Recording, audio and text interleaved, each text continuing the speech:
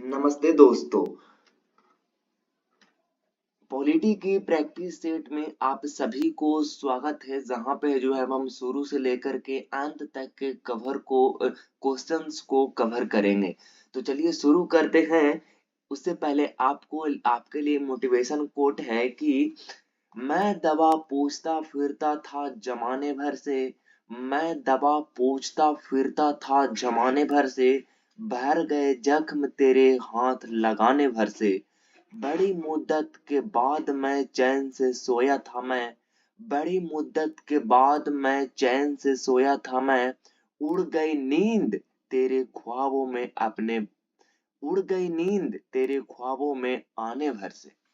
तो चलिए, आज का पहला नंबर क्वेश्चन है दोस्त, कहता है कि निम्नलिखित में से, क्वेश्चन है कि निम्नलिखित में से कौन सा किसी देश का मौलिक मौलिक कानून है जो सरकार के विभिन्न अंगों की रूपरेखा और प्रमुख कार्य को निर्धारित करता है। देखिए दोस्त, आपको पता होगा इसका जो किसी भी देश को प्रशासनिक रूप से चलाने के लिए या तो फिर एडमिनिस्ट्रेटिव सिस्टम के तहत जो है वो चलाने के लिए, एक सुचारू रूप से चलाने के लिए उस देश की जो होती है वो आपका कॉन्स्टिट्यूशन होती है, जो अच्छे से वो उसको रन कर पाती है। अच्छा, अगर मैं बात करता हूँ कि संविधान होती क्या है, तो संविधान आपको पता होगा कि संविधान जो है वो एक नियम और कानूनों का एक संग्रह है। क्या जी है? नियम और कानूनों का संग्रह। अगर मैं भारत के संविधान की बात करता हूँ, अगर मैं भारत के संविधान की बात करता हूँ, तो भारत का संविधान जो है वो आपको पता है कि भारत की संविधान जो है वो एक लिखित संविधान है। क्या जी है? एक लिखित संविधान है, एक लिखित संविधान है। और पूरी दुनिया का सबसे लंबा जो संविधान अगर किसी का है, तो वो आपका इंडिया का है। किसका है जी? आप कहेंगे वो जो है वो आपका इंडिया की है। किसका है? इंडिया की है। अगर मैं बात करता हूँ ये लंबा इतना क्यों है, तो लंबा की बात करते हैं तो यहाँ पर केंद्र और राज्य दोनों का एक ही संविधान है, अलग अलग बिल्कुल भी नहीं है। अगर मैं बात करता हूँ भारत की संविधान की, तो भारत की संविधान जो है वो अपनाया गया था। कब अपनाया गया था जी? तो आप कहेंगे कि 26 नवंबर 1949 को। कब जी? 26 नवंबर 1949 को। और जिस दिन अपनाया गया था उसी दिन को हम लोग संविधान दिवस के रूप में मनाते हैं। अगर मैं बात करता हूँ कि जिस दिन जो 26 संविधान लागू अपनाया गया था उसी दिन को जो है वो हम लोग संविधान दिवस के रूप में मनाते हैं। 26 जनवरी को, 26 जनवरी 1950 को जो है वो हमारा संविधान जो है वो हमारे देश में लागू हो गया था। तो ऑप्शन नंबर सी इस क्वेश्चन का बिल्कुल सही जवाब हो जाएगा। अगला नंबर क्वेश्चन है, कहता है कि निम्नलिखित शख्सियतों में से किसे संविधान के दस्तावेज का मसौदा तैयार करने वाली संविधान सभा के कानूनी सलाहकार के रूप में नियुक्त किया गया था? तो किसे नियुक्त किया गया था जी? तो आप कहेंगे कि इन HVR अयंकर बिल्कुल भी नहीं, एन मुखर्जी बिल्कुल भी नहीं, भीमराव अंबेडकर बिल्कुल भी नहीं, बी एन राव को कॉन्स्टिट्यूशनल एडवाइजर यानी कि संवैधानिक सलाहकार के रूप में बी एन राव को बनाया गया था। और बी एन राव को ही ये दिया गया था संविधान, बी एन राव ही संविधान का प्रथम प्रारूप जो है वो तैयार किया था। अगला नंबर हमारे पास क्वेश्चन है, कहता है कि निम्नलिखित में से कौन सा शब्द भारतीय संविधान की मूल प्रस्तावना का हिस्सा नहीं है? देखिए, अगर मैं प्रस्तावना की बात करता हूं तो प्रस्तावना में आपका लोकतांत्रिक तो था, आपका गणराज्य तो बिल्कुल था, आपका संप्रभु सार्वभौम ये भी था, लेकिन आपका धर्मनिरपेक्ष नहीं था। लेकिन मैं बात करता हूँ प्रस्तावना की, तो प्रस्तावना में जो प्रस्तावना का जो विचार है, धर्मनिरपेक्ष आपको पता है कि बाद में जोड़ा गया था, उसकी मैं चर्चा करता हूँ अभी। लेकिन प्रस्तावना की बात करते हैं तो प्रस्तावना की विचार जो है वो आपका यूएसए के संविधान से लिया गया है। प्रस्तावना का विचार जो है वो आपका यूएसए के संविधान से लिया गया है। और इसका जो भाषा है, प्रस्तावना का भाषा जो है वो आपको ऑस्ट्रेलिया के संविधान से लिया गया है। अच्छा, प्रस्तावना में क्या कभी संशोधन किया गया है? तो आप कहेंगे बिल्कुल किया गया है। संशोधन किया गया है, एक बार सिर्फ संशोधन किया गया है, 42वां कॉन्स्टिट्यूशन अमेंडमेंट 1976। कब किया गया है? तो 42वां कॉन्स्टिट्यूशन अमेंडमेंट 1976 में 1976 में प्रस्तावना में क्या किया गया था? संशोधन किया गया था और 3 शब्द ऐड किया गया था। पहला किया गया था समाजवाद यानी कि सोशलिस्ट, दूसरा धर्मनिरपेक्ष पंथ निरपेक्ष यानी कि सेकुलर, तीसरा आपका अखंडता यानी कि इंटीग्रिटी। तीन शब्द को जो है वो ऐड किया गया था, तीन शब्द को याद रखिएगा। अगर मैं बात करता हूँ प्रस्तावना में, तो प्रस्तावना से डायरेक्ट क्वेश्चन आपको बनता है कि प्रस्तावना में कितनी न्याय है? तो प्रस्तावना में 3 न्याय है, सामाजिक, आर्थिक और राजनैतिक। 3 प्रकार के इसमें न्याय है। कितने हैं जी? 3 प्रकार के इसमें न्याय है, सामाजिक, आर्थिक और राजनैतिक। इसमें 5 प्रकार की स्वतंत्रता है। आपको पता होना चाहिए स्वतंत्रता मैं बोल रहा हूँ यानी कि लिबर्टी की मैं बात कर रहा हूँ दोस्त। स्वतंत्रता एक फ्रीडम होती है जो कि आपका 6 प्रकार के है, लेकिन लिबर्टी यानी कि स्वतंत्रता जो है वो आपका 5 प्रकार की है। कौन-कौन है जी? आप कहेंगे विचार, अभिव्यक्ति, विश्वास, धर्म और उपासना। कितने हैं जी? विचार, अभिव्यक्ति, विश्वास, धर्म और उपासना। 5 प्रकार के लिबर्टी है। 2 प्रकार की समानता है। क्या क्या जी? प्रतिष्ठा और अवसर। ये 2 प्रकार की जो है वो आपका समानता है।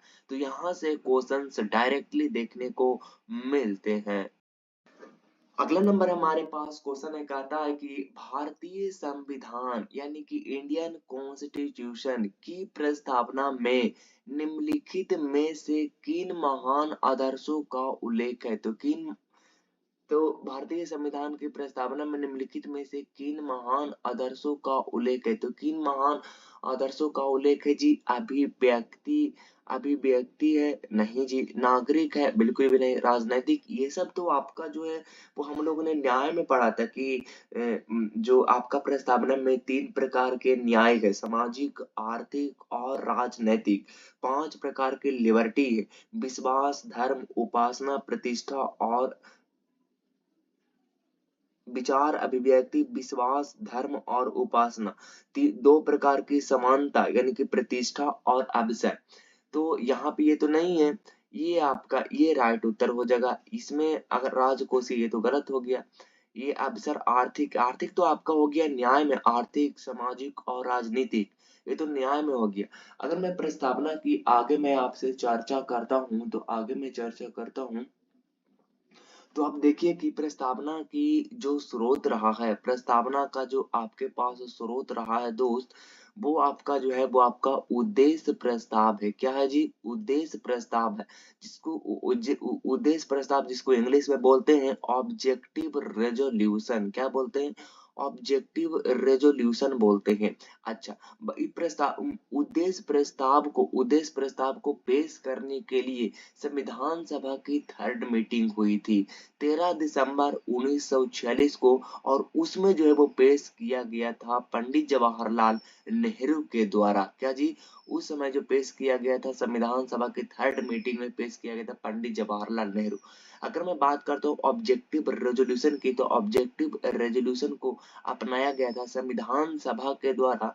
वो अपनाया गया था 22 जनवरी 1947 को अपनाया गया था। अगला नंबर हमारे पास क्वेश्चन है, कहता है कि निम्नलिखित में से क्या भारतीय संविधान का राजनीतिक आदर्श नहीं है? तो निम्नलिखित में से क्या भारतीय संविधान का राजनीतिक दर्शन दर्शन नहीं है? तो वो कौन नहीं है जी? ऐतिहासिक रूप से वंचित समूहों के प्रति संवेदनशील, ये तो है। सामुदायिक मूल्यों के प्रति उदारवादी, ये तो है। धार्मिक और भाई अल्पसंख्यकों की आवश्यकताओं के प्रति संवेदनशील, ये भी है। एक सर्वनिष्ठ राष्ट्रीय पहचान बनाने बनाने के लिए प्रतिबद्ध नहीं है, जबकि है। अच्छा, ये आपका गलत हो जाएगा। तो ऑप्शन नंबर जो है वो आपका डी इस क्वेश्चन का बिल्कुल सही जवाब हो जाएगा। अगला नंबर हमारे पास क्वेश्चन है, कहता है कि भारतीय संविधान में निम्नलिखित में से किस शब्द का उल्लेख नहीं है। अभी हम लोगों ने चर्चा किया था कि जो है भारतीय संविधान में निम्नलिखित में से किस शब्द का उल्लेख नहीं है, तो जिसमें आपका संघवाद जो है, यानी कि संघवाद आपका जो है वो आपका नहीं है, यानी कि फेडरलिज्म जो है वो आपका नहीं है। बाकी धर्मनिरपेक्ष को बोलते हैं पंथ निरपेक्ष।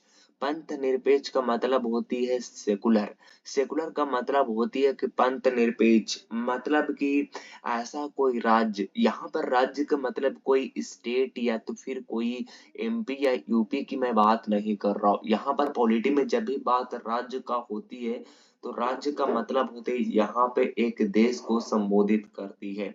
तो कोई भी राज्य मतलब कहता है कि राज्य का कोई भी धर्म नहीं होगा यहाँ पे। राज्य का मतलब देश का कोई भी, राज्य का कोई भी धर्म नहीं होगा। ऑल रिलीजन आर इक्वल, सभी धर्म का जो है वो यहाँ पे समान अधिकार है, समान सम्मान है। अगला है गणतंत्र। गणतंत्र का मतलब होती है रिपब्लिक। रिपब्लिक का मतलब क्या होता है? रिपब्लिक का मतलब है कि वो देश, यहाँ के वो देश रिपब्लिक है। मतलब कि रिपब्लिक का मतलब क्या होती है? रिपब्लिक का मतलब सिंपल सीधा ये है कि जहाँ का जो राष्ट्राध्यक्ष, राष्ट्राध्यक्ष का मतलब होती है कि हेड ऑफ नेशन। क्या जी है? Head of nation. Head of nation जो, जहाँ का हेड ऑफ नेशन जो है वो आपका इलेक्टेड होते हैं, यानी कि जहाँ का राष्ट्राध्यक्ष जो होगा वो आपका जो होगा वो निर्वाचित होगा, मतलब कि इलेक्टेड होगा। यहाँ का राष्ट्राध्यक्ष जो बोला जाता है वो आपका प्रेसिडेंट को बोला जाता है। लेकिन अगर मैं बात करता हूँ, यहाँ पे इलेक्टेड होते हैं। लेकिन अगर मैं ब्रिटेन की बात करता हूँ, ब्रिटेन की अगर मैं बात करता तो वहां पे जो है वो आपका क्या चलती है? हेरी इन हेरिडेट हेरिडेटरी सिस्टम वहां पे चलती है। क्या चलती है? हेरिडेटरी सिस्टम चलती है। अच्छा, समाजवादी का मतलब क्या होता है? समाजवादी का मतलब होती है कि समाजवादी का मतलब है कि आपके डेवलपमेंट के लिए, आपके विकास के लिए जितने भी संसाधन उपलब्ध कराए जाएंगे, जितने भी संसाधन उपलब्ध कराए जाएंगे वो सभी में समान रूप से, यानी कि सोशलिस्ट, समाजवाद में सोशलिस्ट, समान रूप से वितरित किए जाते हैं, समान रूप से वितरित किए जाएंगे। संघवाद का मतलब क्या होता है? संघवाद का मतलब होती है कि सरकार की ऐसी प्रणाली जिसमें शक्तियों को सरकार के दो या दो से अधिक स्तरों में विभाजित किया जाता है, उसको बोलते हैं संघवाद। जैसे कि राज्य हो गया आपका, राज्य हो गया और आपका केंद्र हो गया। क्या हो गया? केंद्र हो गया। तो ये दोनों हो गया। अगला नंबर हमारे पास क्वेश्चन है, कहता है कि भारत का मूल संविधान अंग्रेजी में किसके द्वारा हाथों से लिखा गया था? तो भारत का मूल संविधान जो है वो अंग्रेजी में किसके हाथों हाथों से लिखा गया था? तो किसके हाथों से लिखा गया था जी? आप कहेंगे कि वो लिखा गया था अंग्रेजी में प्रेम बिहारी नारायण राय जादा के हाथों से लिखा गया था। अगर मैं बात करता हूँ बसंत कृष्ण वैद्य की, तो बसंत कृष्ण वैद्य जो है वो आपका हिंदी में लिखे थे। क्या लिखे थे? हिंदी में लिखे थे। अगर मैं चित्रकारी की बात करता हूँ तो नंदलाल बोस जो है वो इस पे चित्रकारी किए थे। संविधान सभा जो है इसको बनने में 2 वर्ष 11 माह 18 दिन लगा था। प्रकाशन जो हुआ था वो आपका देहरादून पब्लिकेशन से हुआ था, जिसमें 1000 कॉपियां निकाली गई थी। अगर मैं खर्च की बात करता हूँ संविधान बनाने में कितना खर्च हुआ था, तो आप कहेंगे कि 63 या कि 6396729 रुपया खर्चा हुआ था। यानी कि लगभग अगर अराउंड में बोले तो लगभग 64 लाख रुपया जो है वो आपका लगा था। अच्छा, संविधान को बनाने में 60 देशों के संविधान को रीड किया गया था। कितने? 60 देशों के संविधान को रीड किया गया था। और उसके जो है वो उसके बाद 10 देशों के संविधान से अवलोकन किया गया था। अवलोकन सॉरी 60 देशों के संविधान को अवलोकन किया गया था और 10 देशों के संविधान जो है वो इससे लिया गया, जिसमें सबसे हमारे संविधान पर सबसे ज्यादा जो प्रभाव रहा था वो रहा था आपका अधिनियम 1935, एक्ट 1935, 1935 के अधिनियम का सबसे ज्यादा हमारे संविधान पर प्रभाव रहा था।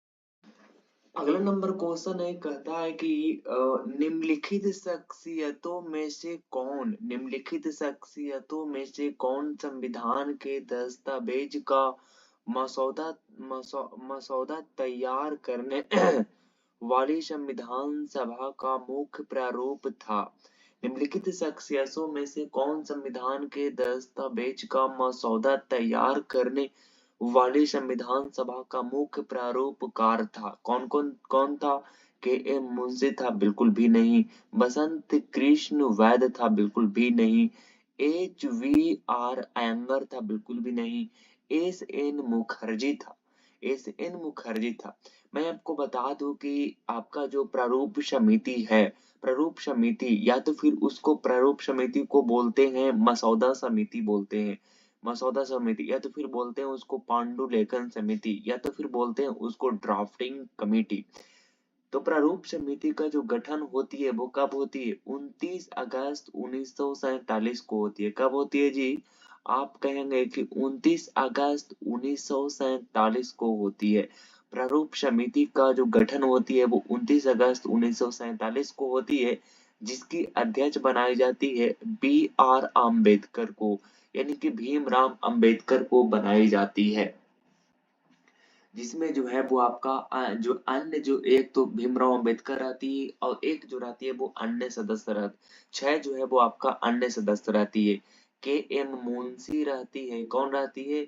आप कहेंगे के एम मुंशी रहती है। कौन रहती है? के एम मुंशी रहती है।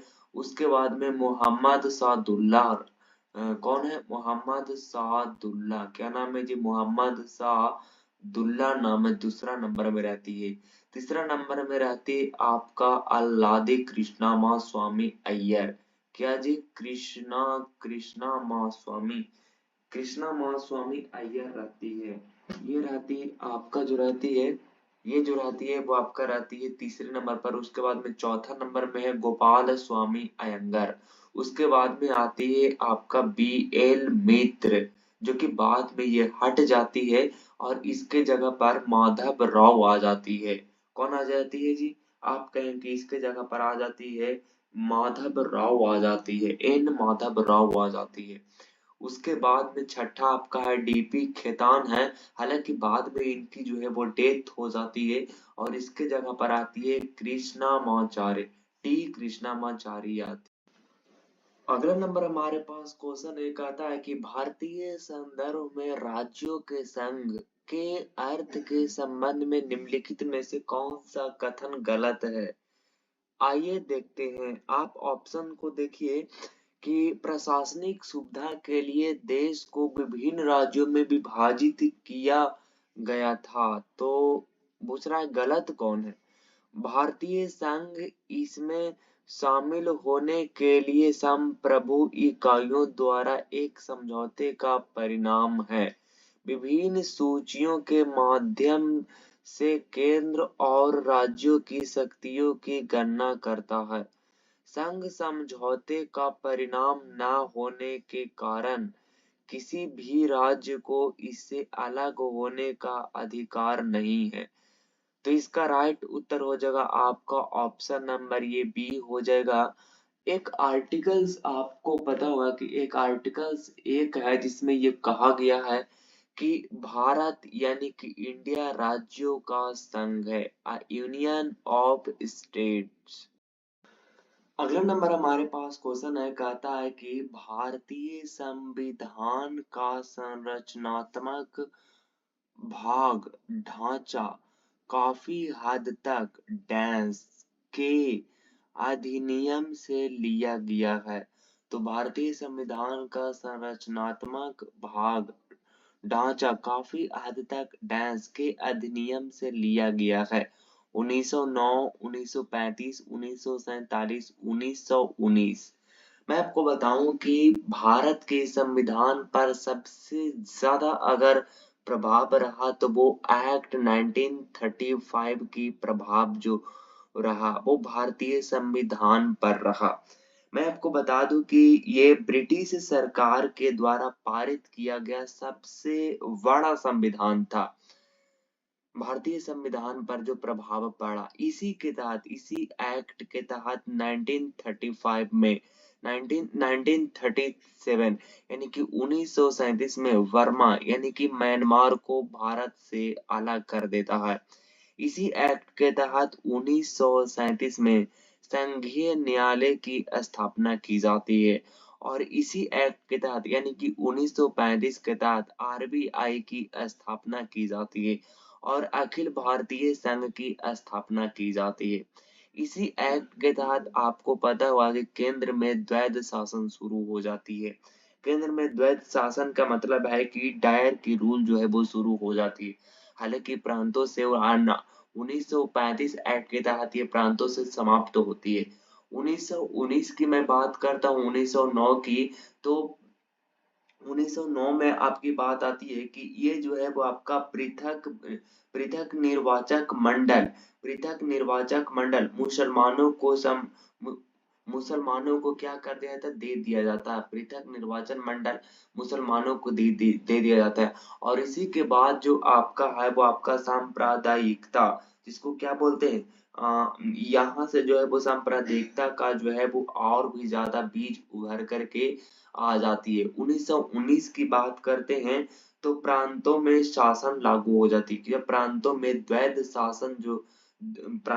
द्वैध शासन लागू हो जाती है। हालांकि ये समाप्त होता है 1935 के तहत ही।